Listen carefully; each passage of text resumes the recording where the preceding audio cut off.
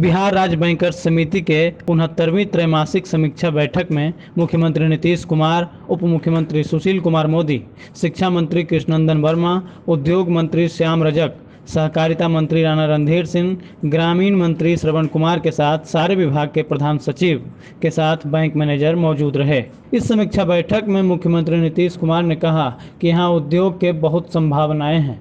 बैंकों को ज़्यादा से ज़्यादा लोगों को लोन देना चाहिए, जिससे लोग अपना उद्योग स्थापित कर अपना और राज्य के विकास में योगदान दे सकें। वहीं उन्होंने जलवायु परिवर्तन के मद्देनज़र भी कहा कि बैंक को भी इसमें ज़्यादा से ज़्यादातर योगदान देना चाहिए। पहले क्या था पाटलिपुत्र। अब पाटलिपुत्र जो राजधानी थी, उस राजधानी से जितना बड़ा एरिया उसके अंतर्गत था, आप सोचिए उसका तो बहुत सा हिस्सा भारत में है भी नहीं। कृषियों की बात तो हम लोगों ने बता ही दी।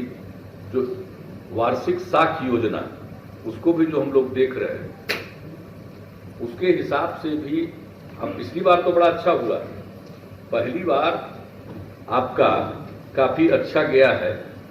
1 लाख करोड़ से ज्यादा लोगों को मिला, और इस बार का लक्ष्य आप लोगों ने रखा है 1,45,000 करोड़। तो अभी तो कुछ महीना बीता है, उसमें तो अभी अच्छी उपलब्धि नहीं है।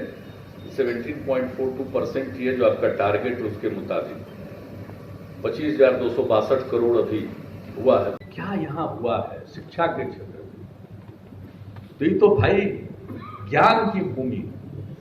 तो आप लोग अगर कुछ मदद करिएगा तो फिर से यहाँ की संभावनाएं और बढ़ेगी, और सिर्फ यहाँ की संभावनाएं नहीं बढ़ेगी, बल्कि यहाँ के माध्यम से अपने देश को भी बहुत फायदा होगा। इसलिए हम आग्रह करेंगे, इसकी गरीबी को दूर करने के लिए, हम लोगों को पिछड़ेपन से निकालने के लिए, ये आप लोगों के सिस्टम से भी एक सहयोग मिलना चाहिए। और जितना ब्रांच खोलिएगा, आप कितना दीजिएगा लोगों को कर्जा, वो तो कम, आपका अकाउंट तो बढ़ने लगेगा। आपका अमाउंट फायदा आपको ही होने वाला है।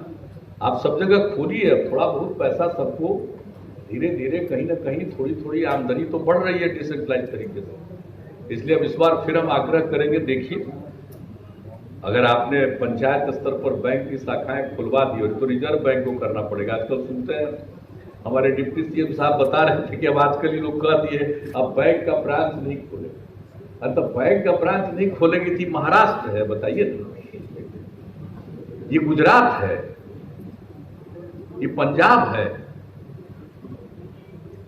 ये आप सोच लीजिए जरा सा कि ये कोई, ये तमिलनाडु है, ये कर्नाटका है, जो डेवलप्ड स्टेट है। आप वहां के बारे में कोई काम सोच रहे हैं, लेकिन जो स्टेट अभी भी बैकवर्ड स्टेट की श्रेणी में है, वहां के लिए तो कुछ एक्सेप्शन रखिएगा, बोलिएगा तो अच्छा ही है।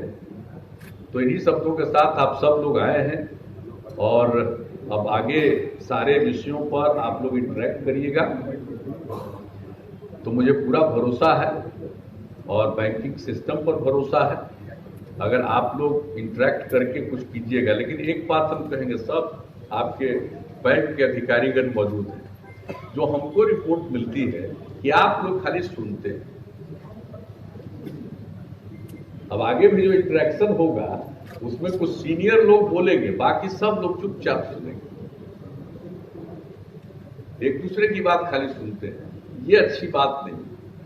आप भी बोलिए, इंटरेक्ट होना चाहिए। अगर मीटिंग होती है तो एक तरफा किसी को सुनाने के लिए मीटिंग नहीं होती है। आपस में जब तक हम लोग बातचीत नहीं करेंगे, तो आज बहुत चीज हम लोगों के दिमाग में बात आती है, आप ही ठीक ढंग से बताइएगा तो बहुत सारी चीजों का मन में सॉल्यूशन निकल जाएगा। लेकिन हम देखते हैं कि आप लोगों को लगता है कि चलो भाई मीटिंग हो रही है तो क्या करोगे, एक दिन बैठना है मीटिंग में, सुन लो सबको, जो सुना है सुन लो, कुछ हंस दो।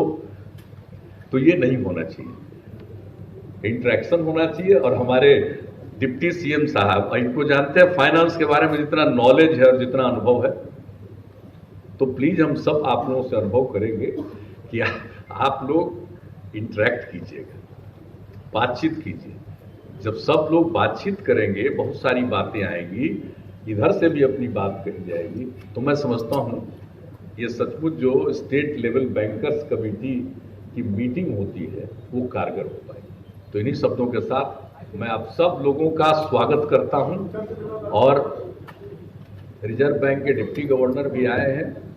पूरे तौर पर जरा इन लोगों को जैसा आपने कहा है उसके एग्जीक्यूशन में और बेहतर ढंग से थोड़ा गाइडेंस, और आपके अधिकारी यहाँ पर बैठे हुए हैं, तो उन सब लोगों को जो बात इन्होंने आज यहाँ पर कही है उन बातों को ध्यान में रख करके आप अगर कोऑर्डिनेट करिएगा और लोगों को गाइड करिएगा तो उसके कुछ अच्छे परिणाम निकलेंगे। तो इन्हीं शब्दों के साथ आप सबको बहुत बहुत धन्यवाद।